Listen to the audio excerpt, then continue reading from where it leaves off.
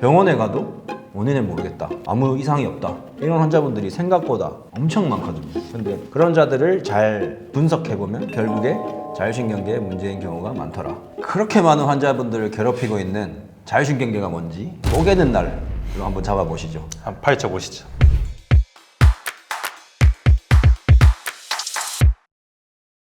안녕하십니까. 설명한현 대표원장 안지명입니다. 안녕하세요. 이번에 개원한 설명한영 강남점 원장 윤석훈입니다. 12월입니다. 진짜 구미에서 많은 환자분들을 보고 정신없이 지나간 것 같은데, 원장님은 강남에서 이제 시작하신 지 한 달 된 것 같은데 소감이 어떠세요? 근데 저는 이렇게 자율신경계 환자분들이 많이 오실 줄 몰랐거든요. 대부분의 이제 환자분들이 한의원 하면은 뭐 허리 삐끗하거나 발목 삐었을 때 오는 데라고 생각하는 분들이 많으신데, 생각보다도 자율신경계 실조증 환자분들이 더 많이 오시는 것 같아요. 진짜 그런 것 같아요. 저희 한의원도 거의 절반 이상이 지금 자율신경계 치료를 받고 계신데, 사실 처음에는 자율신경계인지 모르고 그냥 허리 아파서, 머리가 아파서, 뭐 배가 아파서 이렇게 오셨다가 제가 이게 원래 자율신경계 문제였는데 지금 모르고 계신 거다 짚어주신 분들 굉장히 많습니다. 근데 저는 환자분들한테 자율신경계가 뭐냐 물어보시면은 쉽게 이제 내 몸의 자동운전 시스템이라고 소위 설명을 해드려요. 이제 우리가 숨을 쉬어야지, 소화시켜야지, 심장이 뛰어야지 해가지고 이제 의식하지 않아도 이제 24시간 동안 나를 살리는 그 시스템 자체가 이제 자율신경계를 해요. 그래서 자율신경계는 가장 중요한 게 자율신경계 안에 교감신경, 부교감신경 두 개가 있다는 겁니다. 교감신경은 자동차로 치면 엑셀을 밟는 거, 부교감신경은 브레이크를 밟는 거죠. 그래서 이 두 개가 잘 조절이 되어야지 우리가 그 건강한 생활을 할 수 있다, 이렇게 볼 수 있습니다. 엑셀과 브레이크가 정확히 작동을 해야 되는데, 이게 각자의 역할을 하지 못하고 시도 때도 없이 엑셀을 밟았다가 브레이크를 밟았다가 충돌하는 게 이제 몸이 즉 고장난 상태, 우리가 흔히 말하는 자율신경 실조증, 이렇게 말을 할 수 있을 것 같아요. 이제 자율신경계가 깨지게 되면은 심하면은 공황장애, 만성피로, 우울증, 그리고 현기증, 이런 증상이 나타나면서 삶이 무너지게 됩니다. 얼마 전에 온 학생 한 명이 있었는데, 그 학생은 이제 고3이었거든요. 그래서 곧 수능을 앞두고 있었는데, 공부만 하려고 하거나 아니면 시험이 이제 내일 있다 이러면 심장이 막 두근두근 거리고 쓰러질 것 같고 막 어지럽고, 이래서 응급실을 한 달에 한 번씩 가는 분이 있었어요. 근데 그 응급실에 가서 피 검사, 무슨 검사 다 해봐도 결과는 항상 정상으로 나오더라고요. 병원에서는 심장 박동을 낮춰주는 약을 주거나 아니면 혈압을 떨어뜨리는 강압제를 주거나 이런 식의 치료를 받았는데, 제가 그 학생을 봤을 때는 순간적인 일시적인 치료를 하는 것보다는 왜 이렇게 심장이 긴장되면 뛸까, 이런 걸 생각해보면 우리가 항상 말하는 교감신경의 항진이다, 이 상태는. 양방병원에서는 정상이라고 했는데 한의원에서는 이상이 있다라고 말할 수 있는 이유이기도 하죠. 왜냐하면 저희는 단순히 그 증상만 보는 게 아니고 몸 전체 흐름과 장기의 기능을 보기 때문입니다. 쉽게 컴퓨터에 비유를 하면은 양방은 고장난 부품, 그걸 찾는 데 좀 탁월합니다. 암이나 골절, 염좌 같은 증상을 찾거나, 컴퓨터에 비하면은 바이러스에 감염된 하드웨어, 이렇게 말을 할 수 있겠죠. 근데 반대로 이제 한의학은 부품은 멀쩡한데 자잘한 문제가 자꾸 쌓여가지고 과부하가 걸린 프로그램, 그런 상태를 좀 찾는 데 좀 탁월하다고 볼 수 있습니다.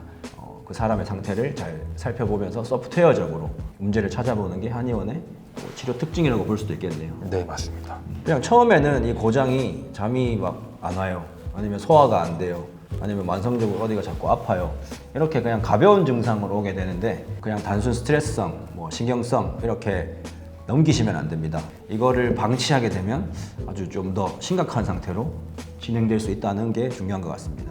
실제로 한의원에 가면 자율신경계 치료를 어떻게 하는지 한번 설명해 봐 주실 수 있나요? 네, 먼저 한의원에 오시는 분들이 가장 먼저 떠올릴 수 있는 게 침이겠죠. 네네.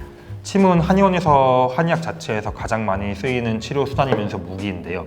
침이 뭐 손가락을 따거나 아니면은 염좌가 생겼을 때 그쪽에 재생시키는 기능도 있지만은 그 외적으로 한의사가 진단을 하여서 기혈 흐름, 그리고 경락에 막힌 곳에 찾아가지고 침을 놔주면 그게 뚫리면서 몸이 기능을 찾아가는 경우도 많거든요. 혹시 그런 좋은 예가 있을까요? 너무 많은 예가 떠오르는데, 좀 지금 대표적으로 떠올랐던 한 분은 30대 초반의 젊은 여성분이셨는데, 그분이 이직을 하고 나서 그 긴장감이 너무 심해져가지고 불안과 불면이 너무 심해져서 이제 내원을 하신 분이셨어요.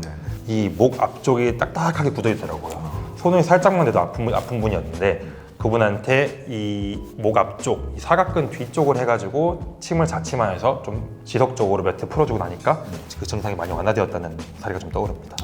침이 근육만 풀어줄 수 있는 게 아니라 자율신경계도 충분히 해결해 줄 수 있다. 그리고 또 중요한 거, 자율신경계 치료할 때 저는 뜸이 되게 키포인트라고 생각을 하는데요.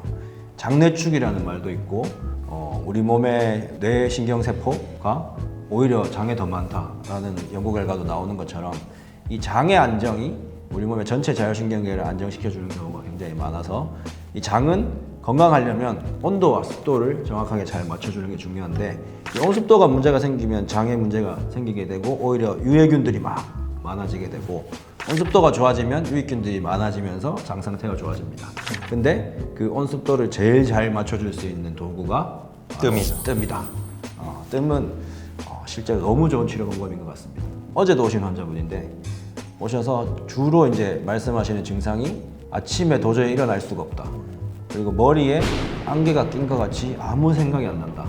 그리고 귀에서 이명이 너무 들려서 지금 미칠 것 같다.